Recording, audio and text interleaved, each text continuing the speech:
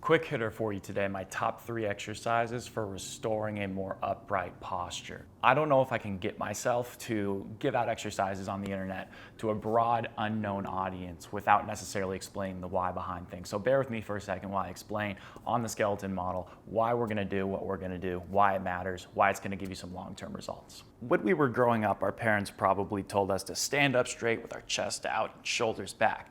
That's good posture, right? Well, maybe. It depends on how much you're going to do that. Now, if you've watched any of my other videos, I've probably talked about in the past why it's so important to be able to get this rib cage here to expand and also our pelvis to have the variability to go in and out of a posterior and anterior orientation. And also there's those relative movements within the pelvis too, but generally speaking, a lot of people are going to present with this sort of upper or lower cross syndrome. This is very common when you have the pelvis dumped forward, but then you have a compensatory and exaggerated rounding of the upper back that goes along and is coupled with this exaggerated forward pelvic orientation. This is just allowing us to keep a neutral center of mass running down the midline of our body. That's pretty much why we're doing that. So if we can breathe into this chest and also the upper back right here, as well as getting this pelvis to restore back to a more neutral state, then I think we're going to probably see a lot of long-term success because we're re-educating the body how to breathe, how to expand this diaphragm, and how to keep our pelvis in a more neutral state as we go through movements, which we're about to do. Find a small box about 6 inches tall and then extend your elbows pushing through it with your palms, but keep your elbows slightly unlocked. Your shoulder blades should be retracted, but you shouldn't be like you're forcing them together. It should occur naturally as a result of the position that you're in.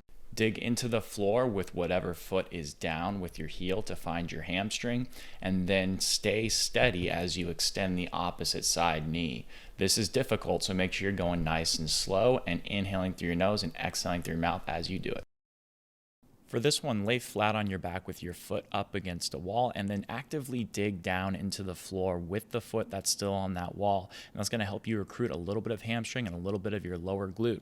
Exhale as you bring your opposite elbow to your opposite knee. You don't want to bring that knee back so far that you feel a cramp in the front of your hip or your hip flexor.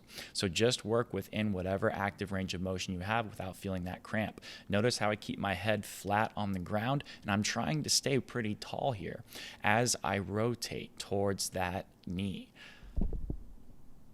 You should also feel the side abs or obliques on the side of the leg you're pulling back. So here I feel my left abs and I'm gonna hold that compression as I inhale. So here I'm gonna exhale, turn, good. Now hold that compression in the right abs. As I inhale, I'm gonna feel stretch in my upper back. That's where that air is going, and that's exactly what we want here.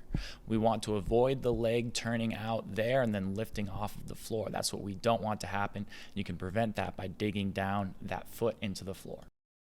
For this last exercise, this is probably the hardest one. You want to make sure that you're placing your feet and midfoot on the foam roller there, and you want to press into the wall with about 5 out of 10 intensity, not too hard, but that'll allow you to keep a little bit of rounding in your upper back while your low back is tucked off of the floor. If this is too challenging and the contraction in your hamstring and calf is too strong, just put it on your heels, the foam roller, as opposed to on more of the forefoot. But essentially through this position, you want to keep breathing in through your nose and out through your mouth. Same breathing strategy as discussed before. But just make sure your legs aren't going outwards to the side, and also make sure that your back is not being excessively arched here.